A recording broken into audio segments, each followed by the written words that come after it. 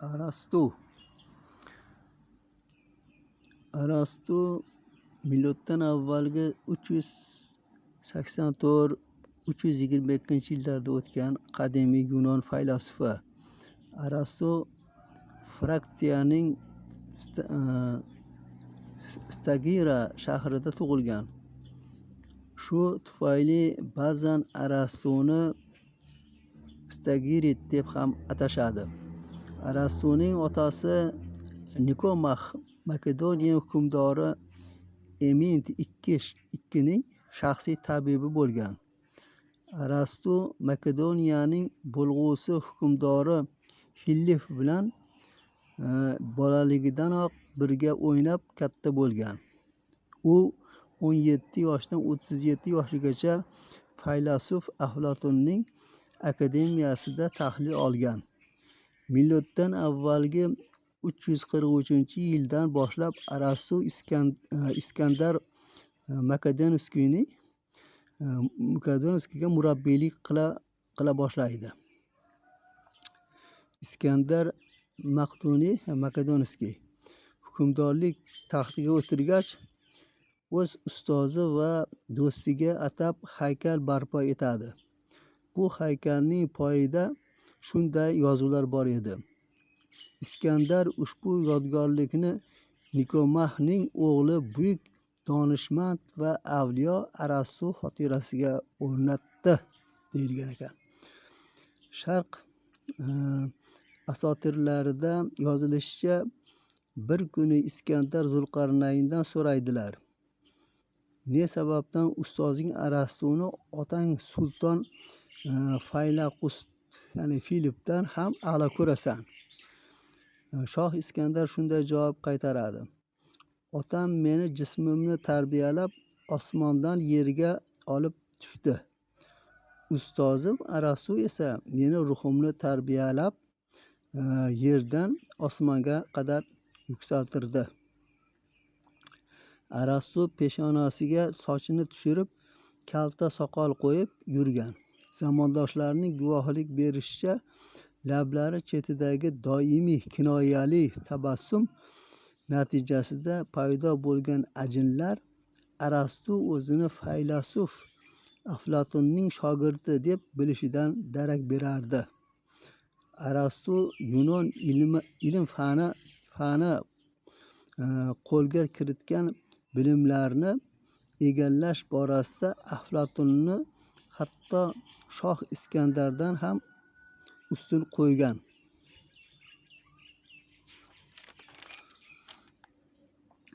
Miloddan avvalgi 336-yilda Arastu Afina shahrida o'zining xususiy maktabini ochdi.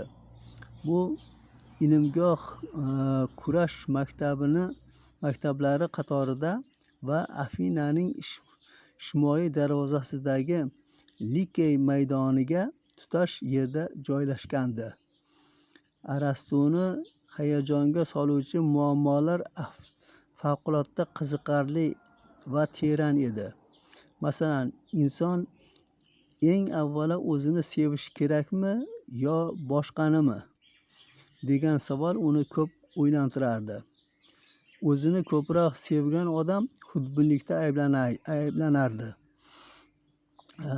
Boshqa tomondan olib qaralganda esa inson avvalo o'zini eng yaqin do'sti bo'lgan kimsani ko'proq qadrlashi va sevishi lozim deyilardi. Vaholanki har bir odamning o'zidan o'zga sadoqatli do'sti bormi olamda? Demak, inson avvalo o'zini hurmat qilishi va sevishi lozim deb fikr yuritardi Arastu. Agar faylasuf Zenon Aleksiy Arastuga zamondosh bo'lganida shu so'zlari uchun unga ta'zim qilishi turgan gap edi. Arastu havas qilarli darajada o'tkir zehn sohibi bo'lgan. U 442.270 satrdan iborat 28 ta kitob yozgan.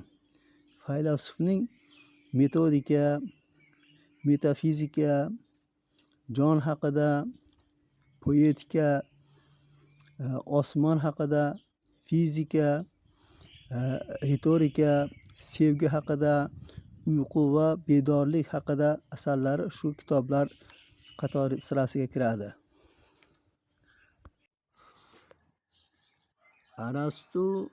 Arastuga bir odam uning ortidan g'iybat qilganini aytishganida u hechqisi yo'q, ortimdan kaltaklashsa ham mayli deb javob bergan ekan.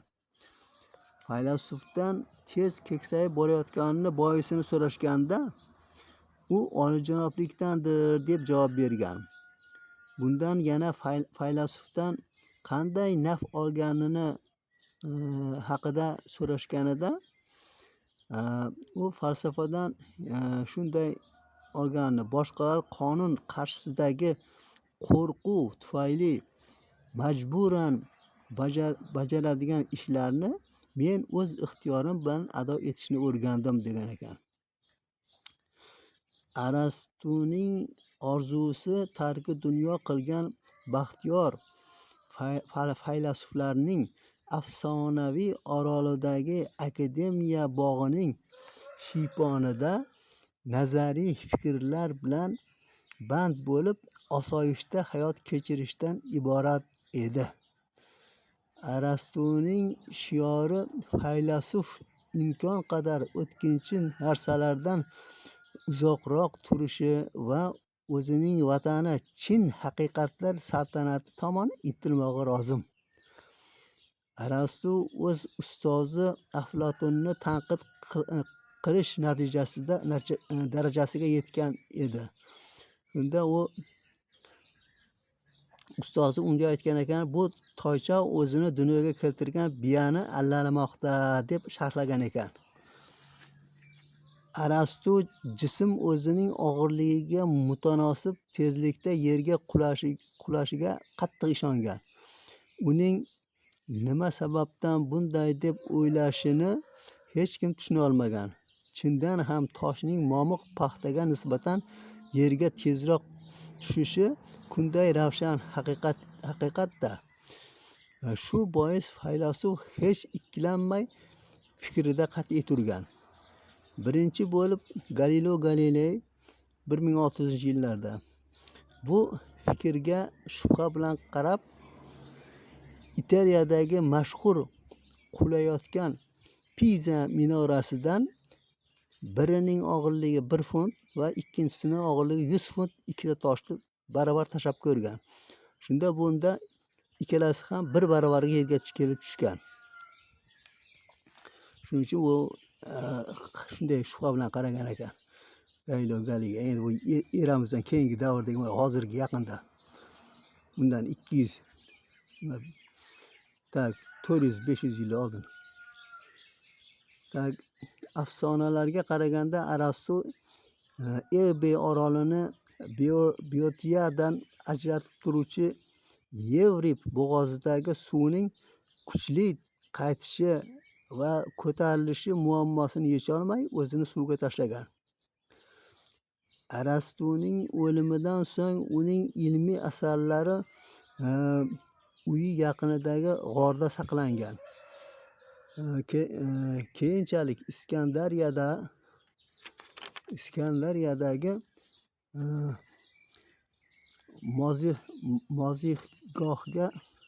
mozihgohga topshirilgan. Bu qo'lyozmalar orasida asl nusxalar yo'q edi. Ularni milodning 70-yilida Sula ismli sarkarda Rumga o'lja sifatida keltirib, bir necha nusxada ko'paytirgan. Arastu 200 yillik unutilishdan so'ng falsafa olamida shu tariqa qayd rostladi. Haqiqatni izlash ham oson, ham mushkul degandi Arastu. Chunki hech kim unga to'liq erisha olmaydi. Shuning barabarida hech kim uning umuman payqamasligi ham mumkin emas. ammo har bir odam tabiatni anglashimiz uchun ozgina bo'lsa-da o'z hissasini qo'shadi. Ushbu hissalar yig'indisi natijasida esa ulug'vor manzara paydo bo'ladi. Arasuning bu so'zlari Vashingtondagi Milliy fanlar akademiyasi binosi peshtoqiga o'yib yozilgan. Inson falsafa bilan shug'ullanishi kerakmi? Bu savolga shug'ullanish kerak va yoki kerak emas deb javob qaytarish mumkin. Agar inson falsafa bilan shug'ullanishi lozim deyilsa, hammasi tushunarli. Hech qanday savol tug'ilmasligi tabiiy. Bordi-yu odamlar falsafa bilan mashg'ul bo'lmasligi darkor deb javob qaytarilgudek bo'lsa, buni isbotlash uchun ham ya'ni mashg'ul bo'lmaslik darkorligini falsafiy fikrlashga to'g'ri keladi. Bundan shunday xulosa kelib chiqadiki, inson har qanday vaziyatda falsafa bilan shug'ullanmog'i kerak. Hayrat falsafaning ibtidosidir. Har kuni quyoshning osmon toqini aylanib o'tishini, tunda esa o'zga yoritgichlarning bir tekis jilvalanishini kuzata turib, bu harakat va uyg'unliklarning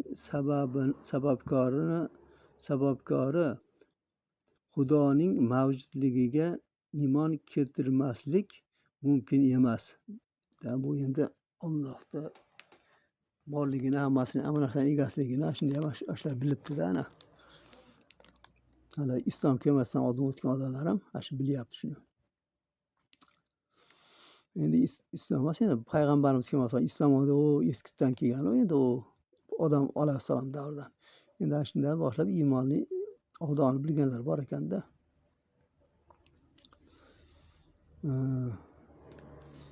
Endi faylasuflar sufizmni nimasida bir turashi, shunga o'xshash. Kemalar uchun uning harakatini boshqaruvchi odam, arava uchun aravakash, qo'shiq uchun boshlovchi, qo'shin uchun sarkarda va davlat uchun qonun qanday o'rin tutsa, Xudo ham olam uchun shunday o'rin tutadi. Endi bu ham shunday bir ekvivalenti. Hamma narsani boshqacha egasi borligini, olamda egasi Alloh borligini tan olyapti. Tabiat o'zini o'zi davolovchi odamga o'xshaydi. Endi Alloh hammasini o'zi aql berib qo'ygan. Odam o'zini Allohga yaxshi ishonsa, hammasi davo. Allohdan shifo topsa, shifo izlasa, duo qilsa bo'ladi. Ishonch. Allohga ishonch qancha kuchli bo'lsa, shunday bo'ladi. Hech narsa tasodifan sodir bo'lmaydi. Biz tasodif deb ataydigan hamma narsaning o'z sababi bor. Sezgi buyumlarning shaklini ularning moddiyatsiz qabul qilish qobiliyatidir. Bu xuddi temir va oltindagi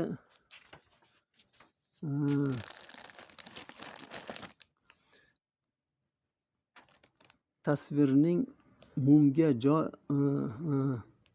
jo bo'lishiga o'xshaydi. Ya'ni mum sezgi bo'lsa, temir va oltin buyumlardir. Buni ya'ni shunday tushunish mumkin. Biz ko'rib turgan toshning aynan o'zi emas, balki uning shakli qalbimizda o'rin oladi. Harakatning paydo bo'lishi yoki g'oyib bo'lishi aslo mumkin emas. Safsatabozlik va dialektika ham falsafa mashg'ul bo'lgan masalalar bilan shug'ullanadi. Falsafa dialektikadan o'ziga xos qobiliyatlari bilan, safsatabozlikdan esa tanlangan yo'li bilan farqlanadi. Ya'ni dialektika biror jabhani donishmandlik nuqtai nazaridan bilishga urinadi. Safsatabozlik esa o'tkinchi donishmandlikdir, xolos. Ruh tanasiz emas, tana ham emas deguvchilar to'g'ri yo'l tutadilar. Chunki ruh tana emas va ayni vaqtda tanada makon topgan bir narsadir. Ruh qo'lga o'xshaydi. Qo'l qurollarning quroli, aql shakllarning shakli, sezgi his qilinayotgan narsalarning shaklidir.